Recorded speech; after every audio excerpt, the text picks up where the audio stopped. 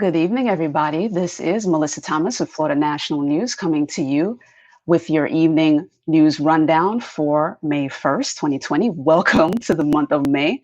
Again, time is flying, but for those of you who've made it through May 1st, congrats. This is a great day heading into the weekend, and of course, a busy news day for us. So jumping into the COVID-19 numbers, as usual, we like to give you guys the updates from the World Health Organization. So as of today, we're at 3.1 million confirmed cases, according to the World Health Organization globally, with 224,000 plus deaths. Here in the United States, we've crossed the 1 million mark in terms of confirmed cases, with over 55,300 deaths, unfortunately. In the state of Florida, according to the Florida Department of Health, we're at over 34,700 confirmed cases, with over 1,300 confirmed deaths. Jumping into world stories, kind of connected to COVID-19, and this is a positive one. You've probably heard this over the course of the day, but over 1 million people have recovered from COVID-19 so far since the pandemic has struck the world. And this is numbers being reported by Johns Hopkins University, who has been tracking the numbers for the virus this entire time. According to Johns Hopkins, the US has the most recoveries with over 153,000 people. In Germany, that Germany falls at number 2 with over 126,000 cases, and Spain is in third with 112,000 people having recovered. I shouldn't be using the word cases, recovered, which is actually wonderful news. This is proof that between testing and the continued search for a vaccine and the social distancing measures that various countries have implemented, the curve is starting to flatten. So high five to the globe as a whole as we continue our fight against COVID-19.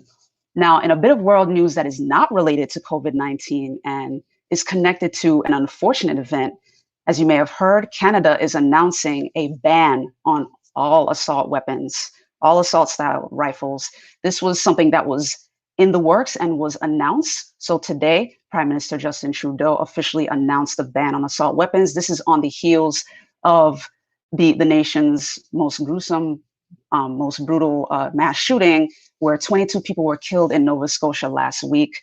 So as you can see, they decided to take quick action with regards to this.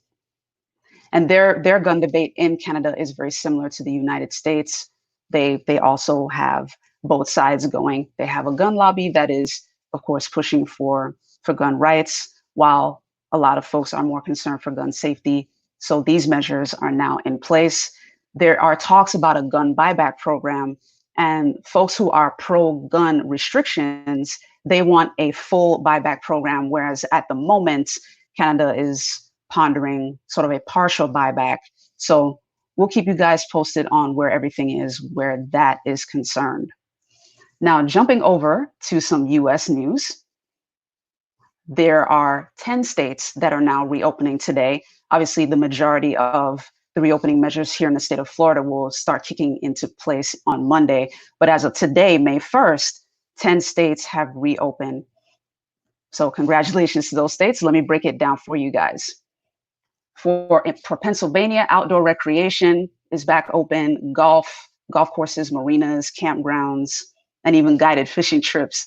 They want to be able to help folks get out of the house and be able to enjoy life again, obviously with the social distancing measures in place. Every state that I'm going to mention, anything that they reopen, they're making sure to recommend to people that social distancing measures must remain in place, the 6 feet apart, and in many cases, the minimum of 10 people or maximum of 10 people. The state of Alabama, their retail chains are reopening at 50% capacity, while their beaches are opening as well, and elective medical procedures are allowed again. In North Dakota, all businesses are reopened, just they're making sure that everyone observes the social distancing measures. In Ohio, all medical procedures are allowed as long as they don't require an overnight stay. In the state of Arizona, elective medical procedures are now allowed. In Illinois, non-life-threatening procedures are allowed. Outdoor recreation is open again.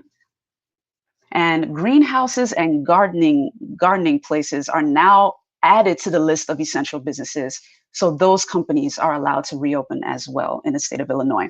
In Iowa, restaurants, malls, retail, fitness centers and racetracks are allowed to be open at 50% capacity, and their events have a maximum 10-person cap, and places of worship are allowed to reopen in the state of Iowa as long as they observe the social distancing measures.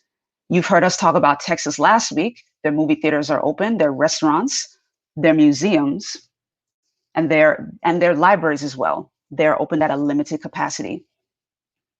In Idaho, youth activities, daycares, and camps are the only ones that reopened in that state. Clearly, they were thinking about the parents and making sure that the kids have an outlet now. And the state of Indiana has reopened, or at least the stay-at-home restriction expired yesterday. But so far, there are no updates reported in terms of what their reopening measures will be. So that is the update in terms of states that have now reopened. Speaking of reopening here in the state of Florida, Governor Ron DeSantis announced today in a press release that he's reopening trails and beaches. The hours will be from 8 p.m. to sunset, with the exception of some beaches. Obviously, he's got his eyes on Southeast Florida and other parts of East Florida that have been hit hard with COVID-19 cases. But as of right now, that is where things are. So for those who want to be able to get out and about, start getting fit again, you'll be able to do that. And you can check out www.floridastateparks.org for more details and live updates. Another bit of Florida news that will be of value to those living in Orlando: there is a new COVID-19 testing site on Goldenrod Road. The Walmart that is on Goldenrod Road, they have opened a new testing site in partnership with Quest Diagnostics and the city of Orlando. The exact address for you is 5991 Goldenrod Road in Orlando. So if you're living close by there and you want to get tested or know someone that needs to get tested, that is a new testing site that's available to you. The hours are from 7 a.m. to 1 p.m. Mondays through Saturdays. So the first day of full operation will be tomorrow morning. Now, the folks that are allowed to get tested at this particular site are those with COVID-19 symptoms, healthcare workers, and first responders. Now, jumping over to a bit of business news, we will stay in the state of Florida for this, though. And it's a bit of an unfortunate numbers here in the state of Florida. But in business news, Florida has actually now surpassed California in jobless numbers. For this past week that wrapped, the week of April 25th, Florida jobless claims have surpassed 432,000 compared to California, which was at 328,000 plus this week. So we finally surpassed California in jobless claims.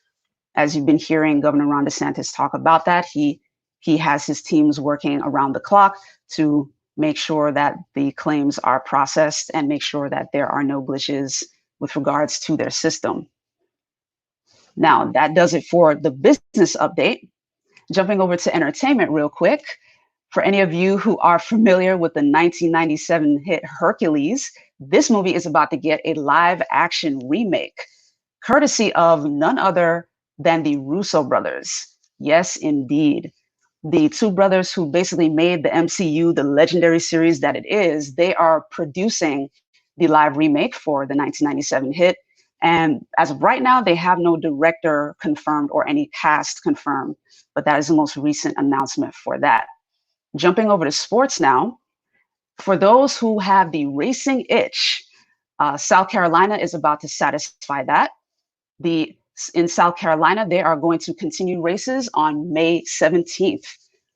Now, this is going to be the first of seven races happening in South Carolina, starting with the race at Darlington Speedway. The races will run from May 17th to May 27th.